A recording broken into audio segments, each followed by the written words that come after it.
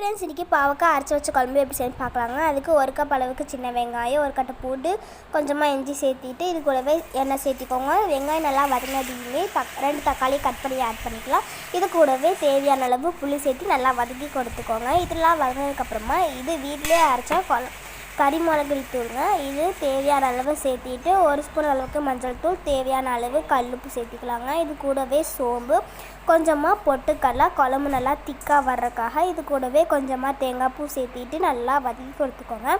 இதை நல்லா ஆற வச்சு அரைச்சி எடுத்துக்கலாம். இப்போ ஒரு மண் சட்டியில் எண்ணெய் சேர்த்திட்டு தேங்காய் எண்ணெய் சேர்த்திக்கோங்க. கடுகு பொரியிட்டும், கடுகு பொரிஞ்சதுமே கருவேப்பிலை சேர்த்திக்கலாம். இது நல்லா ரோஸ் ஆனதுமே நம்ம குட்டி குட்டியாக கட் பண்ணி வச்சுருக்க பாவக்காயை உள்ளே சேர்த்திட்டு நல்லா வதக்கி கொடுத்துக்கோங்க. பாவக்காய் எண்ணெயில் நல்லா இந்த மாதிரி ரோஸ் ஆகி வரட்டும். இந்த ஸ்டேஜில் நம்ம அரைச்சி வச்சுருக்க பேஸ்ட்டு உள்ளே சேர்த்திக்கலாங்க. இது கூடவே நம்ம தேவையான அளவு தண்ணி சேர்த்திட்டு நல்லா மிக்ஸ் பண்ணி கொடுத்துக்கலாம்.